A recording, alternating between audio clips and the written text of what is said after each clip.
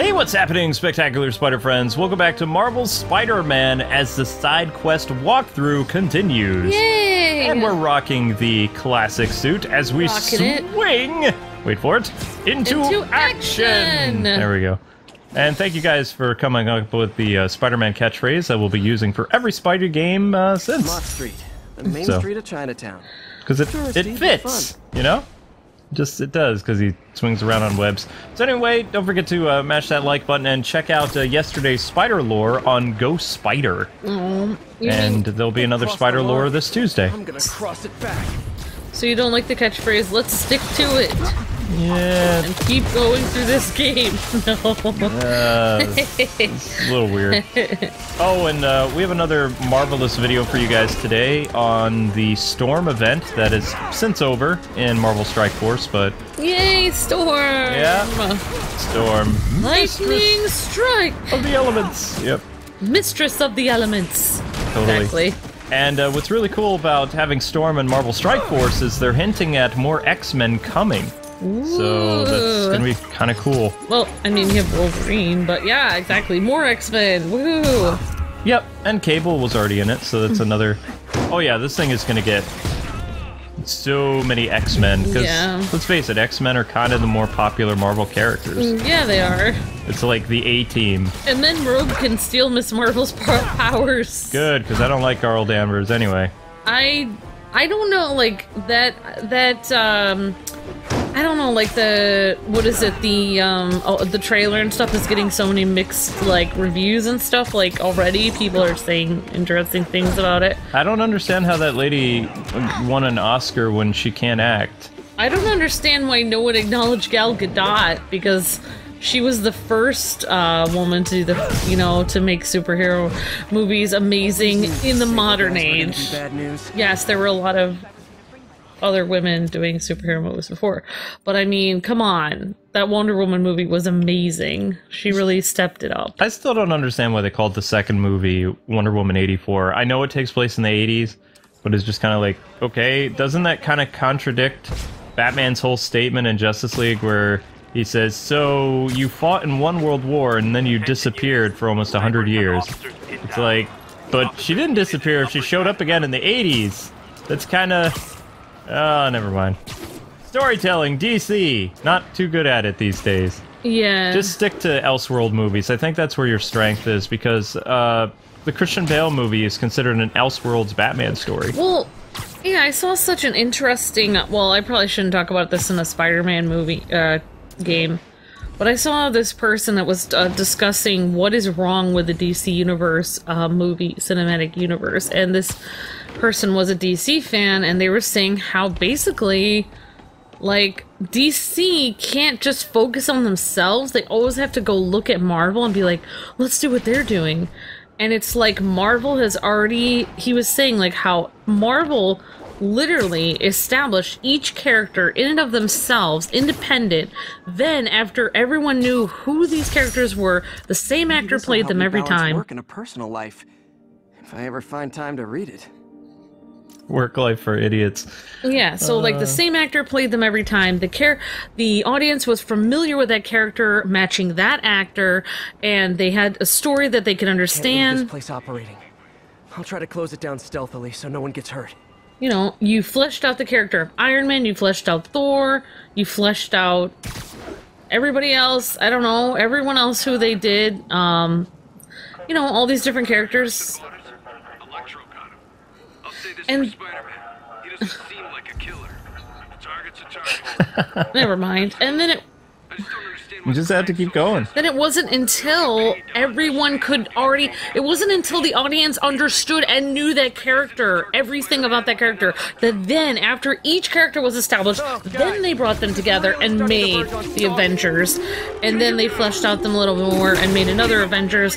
They did it perfectly. They made the audience know who that character was, and the same actor played that character every time. And now, the DC Universe, they keep messing with everything. They keep trying, oh, our views aren't very good, so let's just switch our character. It's like, no, that's a stupid idea. You have to keep establishing it.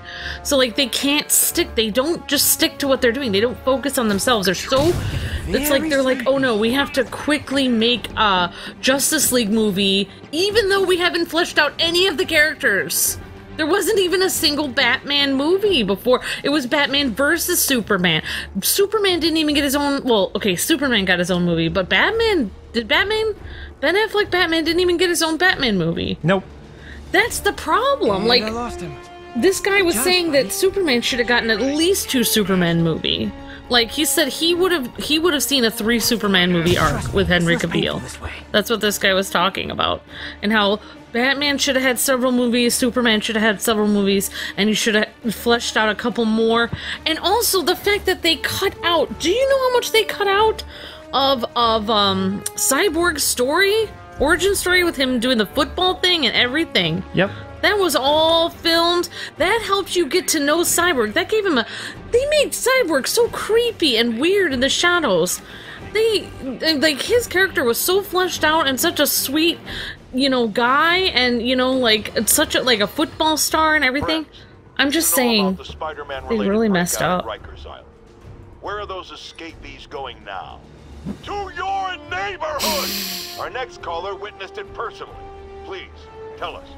I was just coming back from the store when a swarm of guys in prison jumpsuits came out of nowhere, like a pack of wolves. Robbing, beating, looting. Lucky for us, Spider-Man took them down. Yes, well, you know how criminals are. Rival factions and all. Oh, come on. Competition.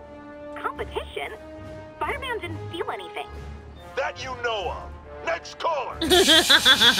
Whatever. Oh my gosh, JJ. He's like sticking to his guns about Spider-Man. But anyway, yeah, that's what I have to say. Like, I thought this guy's video was very interesting, and I can't remember who he was now, but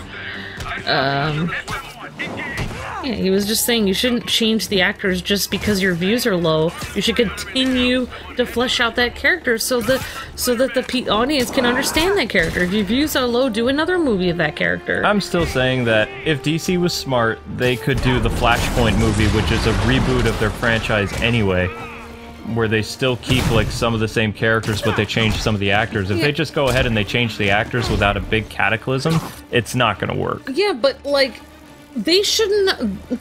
That's because they've already created a disaster. Now they should do that. But in reality, they should have fleshed out each of those characters on their own before they made the Justice League. It was too soon. Hope that'll slow Sable down some. They tried to do in 1 year what it took Marvel to do in 10 years. They couldn't possibly do that. It doesn't matter about the budget or anything, or how good writers. You cannot do what somebody did in 10 years in 1 year, no matter how good.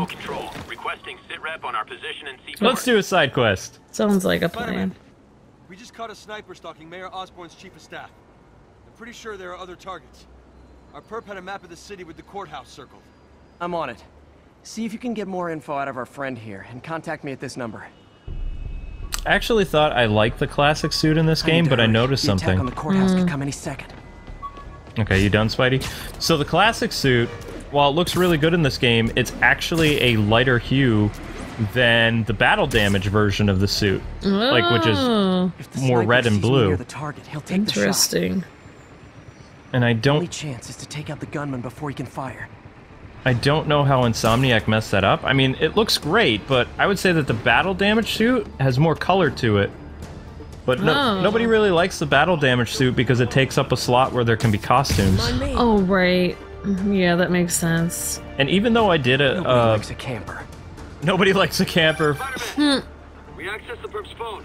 Found more names and locations. Looks like it's all going down within a matter of minutes. No pressure. Send me what you got. Ooh. Multiple snipers, one Spider-Man. Oh, it's I need timed. To move fast. Great. Yeah, but Anyone who's ever worked on Norman's campaign is a potential target now. That's one way to destroy Osborn, I guess. Make it so nobody wants to be around him. I guess so, Spidey. So camper is a FPS term. yeah, I know you Sniper's camp out and then gotta you be around shoot here people as they come by. Yep. Why'd you sit this one out? I knew something. You did know something. Yeah. Good thing there were no other guys One down, around, two to because go. that move, because we upgraded, actually takes up a lot of time now. Having to Oh. save the staff of the mayor who branded him an outlaw. That's classic Spider Cop right there. Yeah, it is. So, if you guys didn't hear that, the reason Gotta check why out all possible vantage points for snipers. people are after Spidey in this game is the mayor made him public enemy. Wow. Like I said before, and a lot of people were saying in the comments, no, Target safe. Mayor Osborn didn't turn people against Spider-Man. Yes, he did. After the breakout, Yep. he made Spidey a public enemy. Yeah, Spider-Man just actually said that out loud. Yep, he just confirmed it too. Confirmed. Never try and work around my schedule. Probably by the next game, Spider-Man won't be like a bad guy anymore, and he'll have his spider sidekick, which a lot of you brought up an interesting name, Arachnakid, which they called him in the Spider-Man cartoon show. Oh, wow. I think that's a great name for Miles. Yeah, definitely. Now where's the assassin? The assassin is over there. Whoops! But I do have this. Ooh, that could have been bad. I was aiming for the other guy, and, well, I kind of missed. Oops. But no, the next lore video that I'm currently working on for you guys this week with Spider-Man is based on the new 2099 suit. Just in time. Cool. It's a white 2099. Ooh. Officer, all 3 snipers are down. Are we in the clear? Not quite. Our perp says his boys are holding a bunch of tourists hostage. He says they'll execute them all if we don't let them go. We have a probable location based on cell phone towers. But if they see cops, they'll start shooting. Act like you're negotiating. Stall them. I'll take away their bargaining chips. Okay. They won't leave witnesses. Either I save the hostages, or they're dead. Yeah, I'm curious to see what the next Spider-Man movie is gonna be like, though. Spider-Man Homecoming? Or Far From Home? They're already saying that it takes place after Infinity War now. Yeah. Originally they say it was a prequel, but his costume looks a little bit different than it did after, because he was still wearing the Stark costume. This costume looks even different. It's so weird that I'm kind of frustrated that we never got to see the rest of Andrew Garfield and Gwen Stacy and stuff. I didn't really, I mean, if I'm being completely honest, there were parts of Homecoming I liked, but it didn't feel like a Spider-Man movie to me. It felt like a good movie, a great Marvel film. Yeah. But it felt like a team-up movie with just Spider-Man in it. See me, they can kill all the hostages Yeah. before I get close. Because, I mean, let's think about this here. I didn't like about it, too. Spider-Man is basically a popular kid, whereas in the Sam Raimi films, He's and even not. in the comics, his life is always falling apart. That's what I thought was weird about it, too, was that he was so popular, so confident, whereas in, you know, in the comics and the Spider-Man we know, his alter ego Spider-Man is confident, but he's not. Also, there was no consequences in that film. The only consequences that suffered was Vulture's men. Like, one guy from Vulture's crew ended up being killed by the Vulture, and it was technically an accidental death. He didn't try to disintegrate him, he was trying to send him through a portal, you know? Oh, yeah. But he owned it. He was like, oh yeah, I totally killed this dude for disobeying me. Oh, wait. We're talking about Homecoming. Homecoming, again. I'm yeah. sorry. I got messed up. No, there's no Andrew Garfield. No, well, Andrew Garfield's films also, there was really no consequences for Peter being Spider-Man until Gwen died. Yeah, that's true. And technically, you know, her father was killed, so that could be considered a consequence. I really liked Homecoming because probably of the actor that played Spider-Man, but yeah, in the actual plot line of the movie, yeah, it wasn't like perfect plot. But I really did like some of the scenes, like when he got stuck in that place where he had to like basically practice his different Spider-Man suit functions. That was really funny. Yeah. But yeah, I mean, like, overall, you're right, like, there was a lot of problems, like, in the actual plot and how it was written and stuff. I mean, however, Michael Keaton was awesome. The only time that there was consequences in the movie is when Iron Man took away his suit, and he had to go back to using his basic Spider-Man suit to prove that he's a hero, but then at the end he just gets the suit back anyway, so really there was no consequence. Like, Peter always goes through consequences and problems. That's what makes him, that's the man in Spider.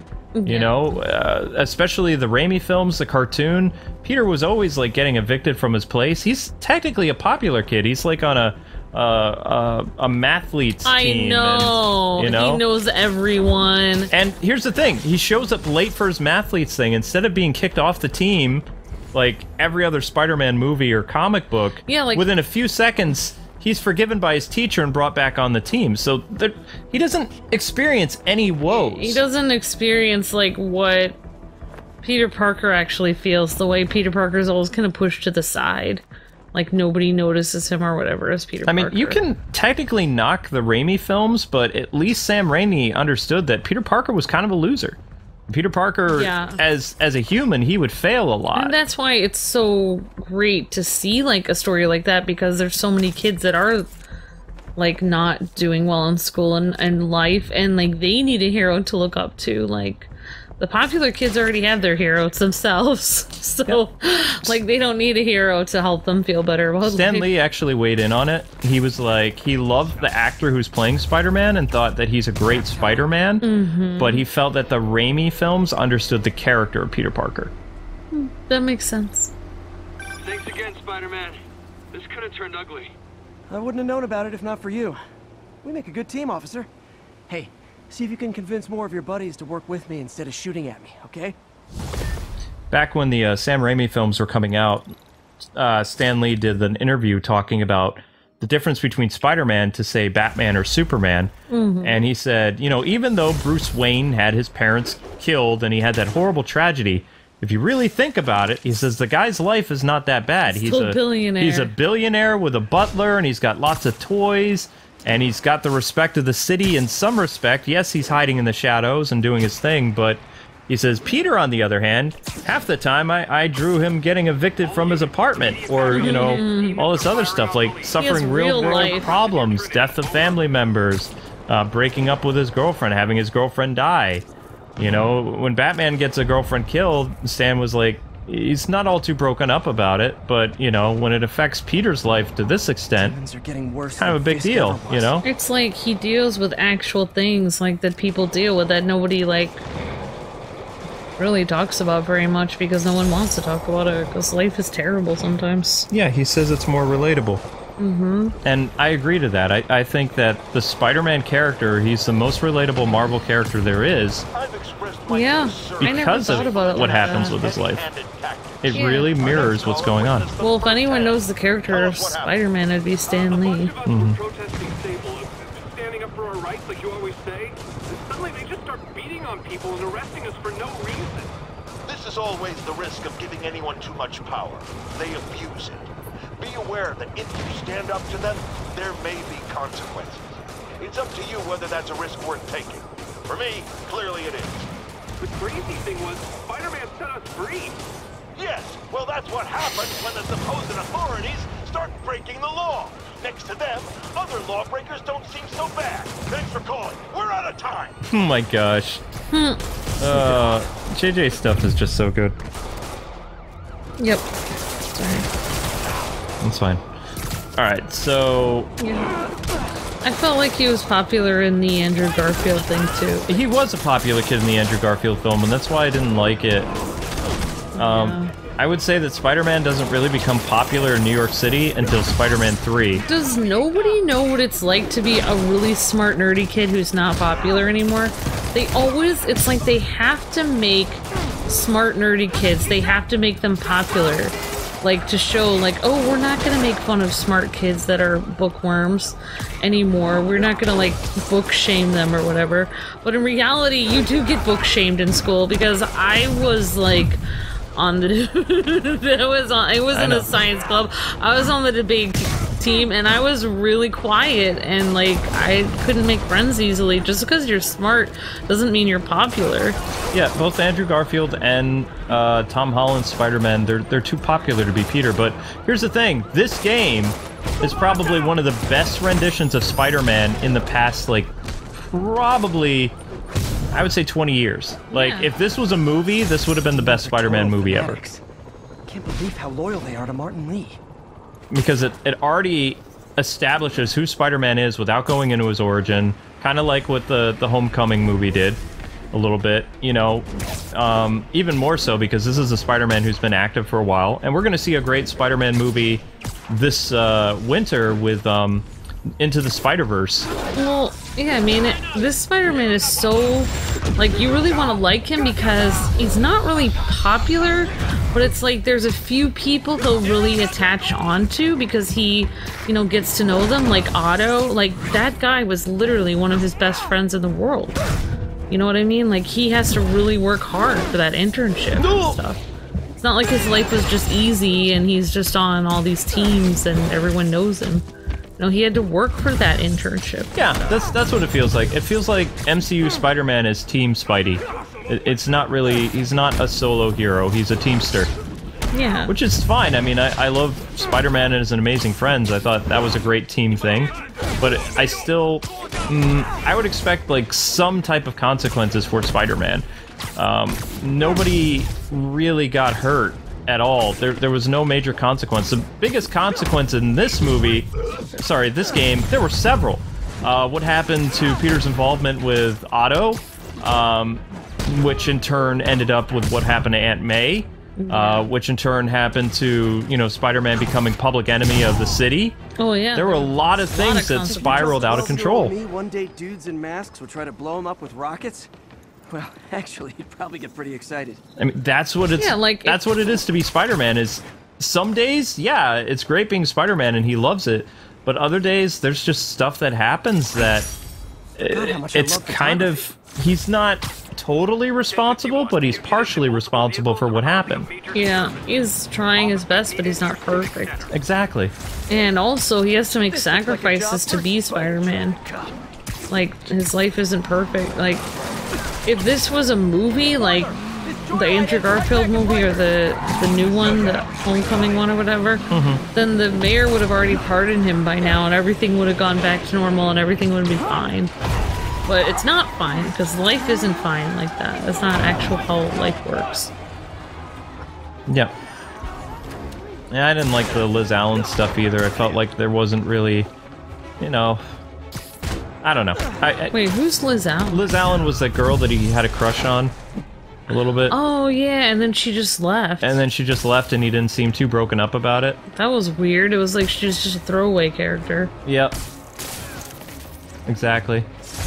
Also, what was up with her being so much taller than him? I thought that was funny. I guess it was funny. I thought it was pretty weird.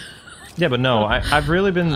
I like this world of Spider-Man because it seems like it combines some elements from the comic book world as well as the animated series, like a Spider-Man that had to deal with consequences. Ooh, that guy wants to high-five us. Sweet! Right. Interaction! Oh, right in front of, like, the cross... Yeah, we're holding up traffic. Okay. Oh, yeah. But, personally, though, like... I don't know, I just have to say one thing about the, yes, I do like Tom Holland as Spider-Man, however... Okay, he's... short. Wilson Fisk Science Prize trophy. And check. I couldn't turn it down without arousing suspicion, but no way was I gonna take his money. Even though we could have used it. I did accept the lifetime supply of backpacks, though. That explains all the book bags. Yeah, but I'm just saying, like... Okay, look at this Spider-Man. He looks like he could be anyone. Like, on the streets, you can't tell who he is. But Tom Holland is short, so it's like... You kind of, like, narrow it down. Like, okay, that Spider-Man is short, so... There's been short Spider-Man, though. Oh, really? Oh, yeah. Oh, okay. Yep. But anyway, guys and gals, that does it for this Spider Side Quest. Thanks so much for watching and hanging out with our little discussion. There'll be another Spider Lore tomorrow. Tonight at 8 p.m. Eastern Standard Time is an Octopath Monday stream, so we hope to see you guys there. Until we meet again, God bless and happy gaming. Thanks for watching another Spider-Man. Bye-bye. See ya!